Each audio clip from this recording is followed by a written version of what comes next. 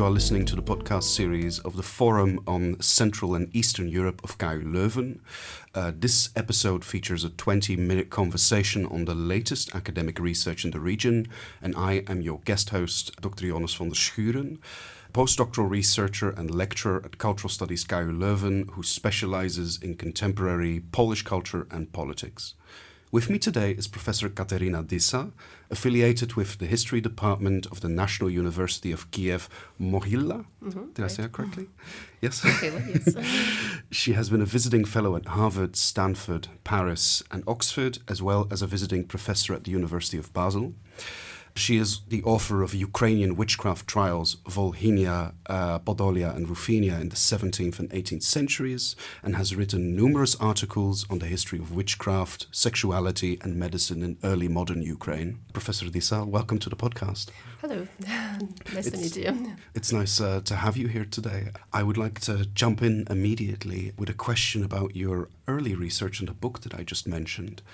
Specifically, from my own expertise, I don't deal with witchcraft, but I did read some sources on it. For example, the classic Caliban and the Witch by Silvia Federici. And there she argues that the witch trials in North America and the European continent had a really important function in the formation of early modern femininity, or rather helping to stabilize the gender binary. I come at it from a queer theory perspective, which marked out the feminine as inferior as contrasting with the masculine. I wanted to ask you, first and foremost, is this a dynamic that you also found when you were researching the witchcraft trials in Volhynia, Podolia, and Rufinia? Is it something recognizable, or? It is easy to make some assumption on material when it's gathered and well researched, as was the case with the Western witchcraft. With Ukrainian witchcraft, the situation was completely different because before I began my research, the field was completely empty, the last research or so-called research was done in the 19th century, and it was the publication of some sources. So my work was to gather sources, Yes. to build the argument, because the situation was, in some respects, was completely different from what we are used to in Western witchcraft trials, but on other levels it was similar. So my primary goal was to find out what is the situation. So I didn't go into this level of conceptualizing, but in terms of gender disbalance in witchcraft trials, in Ukraine, situation was a little bit different from the rest of the rest of Europe. First of all, because we had at least 25% of those who were accused were men, and trials didn't end with persecutions. It was very lenient system. So the trials and the courts, they would not punish women in particular the way they were punished in Western trials. But it's really interesting that you mentioned that not only is the gender balance different in a little bit, yeah. Well, still 25% is significant, no? Well, if we take the situation in Europe, in average, it will be like this. Because in some countries like Iceland, men were 90%. In Russia, they were 75%. But in some places like Hungary, women were 95%. And average is like 25% men. So Ukraine is this very average. Again, that's a really interesting point, because that brings me to a second question that I had about the topic, is because you mentioned that they were very lenient, and you've done a lot of primary research on the topic. My original presupposition, as someone who has no expertise when it comes to witchcraft in the 17th and 18th century in the region, was that it may have a colonial function. I come at from a Polish perspective, of course, where the very notion that Polish nobles had a colonial function in what's today Western Ukraine is still deemed to be controversial. So I was wondering, did that then have a colonial function, or how do you conceptualize that then?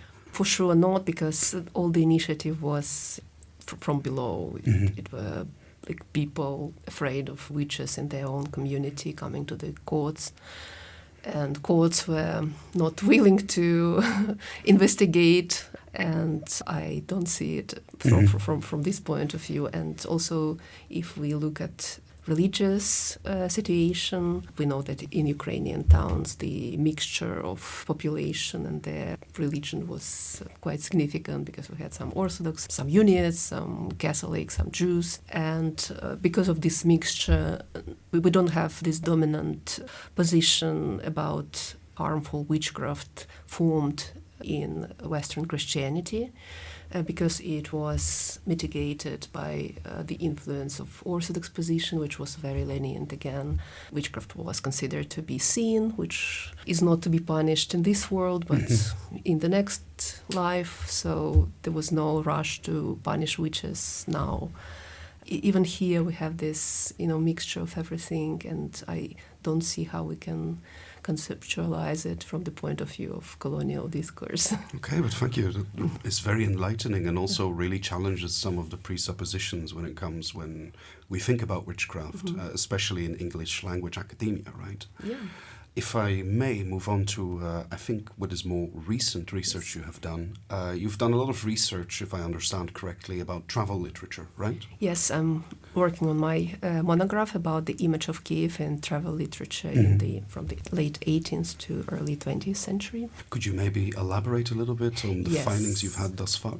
Yes, I'm looking at travel literature, both individual travelogues and travel guides for tourists, which were more commercial and objective in comparison to these individual travelogues. And I take the case of the Western travelers coming from Germany, Britain, France, US, Americans. And on the other hand, I look at the Russians from the centers, from capitals coming to Kyiv, and compare the image of Kyiv represented in their travel literature, and I also compare how it changed from the late 18th century and early 19th century, and it was one story, and then after 1840s the discourse changes, and the discourse of modernization is there, and this colonial discourse is also there, so it's interesting how this situation changed over time. So basically two important through lines, like a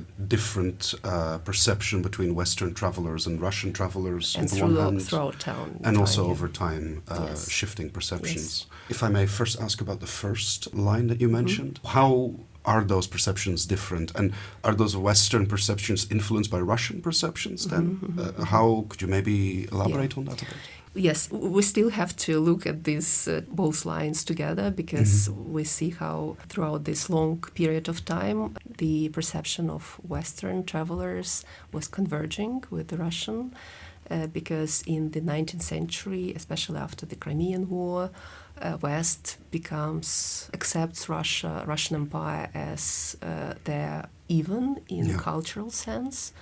Like they start to talk about Russian literature, about Russian ballet, music, and consider it a civilized nation with good culture. And we see that more and more travelers throughout the 19th century, they come prepared, and they come to Kyiv, knowing this Russian historical narrative about Kyiv and how Kyiv was important for political history and religious history of Russia. And it was different when we start in the 18th century. Even Russians, they come to Kyiv and they don't understand what is so important here.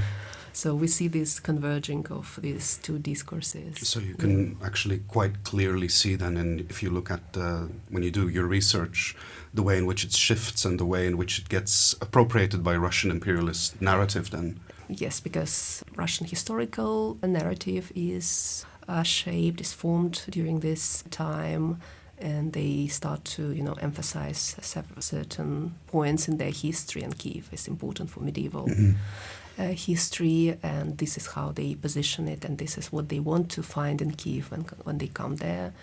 And whereas Western travelers, at first, when they came in the 18th century and in the early 19th century, they would be looking not only for this medieval past, but also for early modern past, this Cossack narrative and Polish narrative, which was important, and they also see it through the perspective through the perspective of Orientalism, because it's already very East for them, and the architecture is too exotic, and they imagine themselves somewhere far. Yeah, I was going to ask about this because it sounds like it shifted from an Orientalist narrative about being fascinated with the East in a very exotic way. Yeah.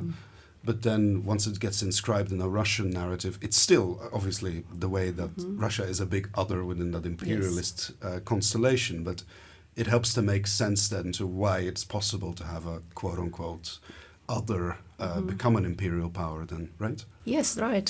But at the same time, we have some Western travelers who come to Kiev and they write their travelogue, and they're aware of this function of their readers on the other side of their text, and they want to explain how to make Kiev understandable for their audience.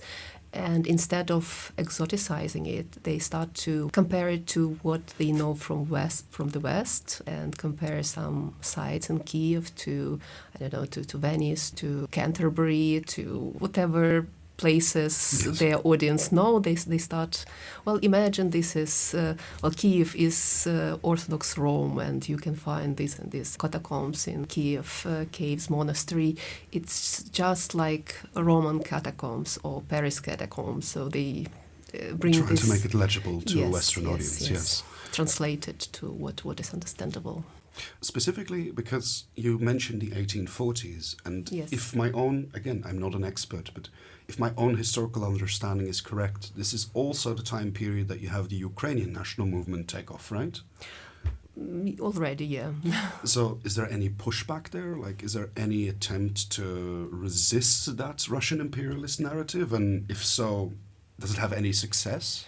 Yes, but it's a completely different story. It doesn't reflect in this travel literature, because it's about these imagined places, imagined spaces, and not about the real situation on the site.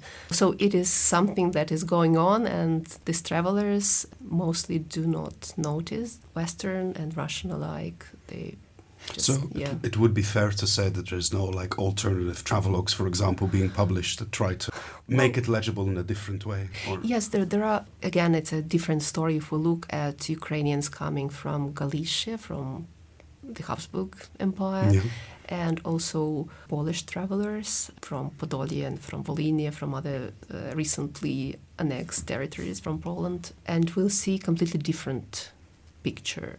But this is like the third element which we can introduce to ruin this binary West and Russia. And then we have this Ukrainian and Polish narrative, which is the topic in itself. And someone has to do it. Yeah, it's really fascinating research and really important, because it really goes to the heart of many of the assumptions that Western audiences still have today, right? Yes, that's right. On that note, you gave a presentation about cultural heritage policy in the Russian Empire in 19th century Kiev.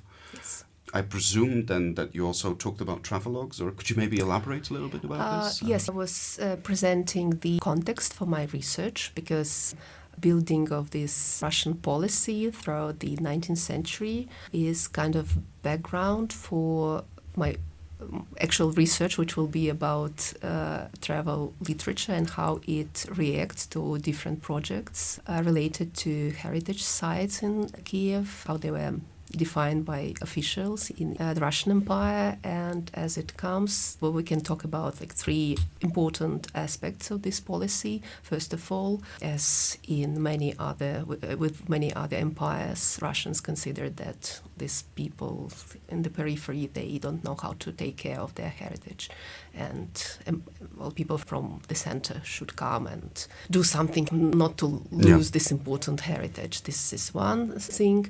Then legislation related to heritage in the Russian Empire in general and in Kiev in particular.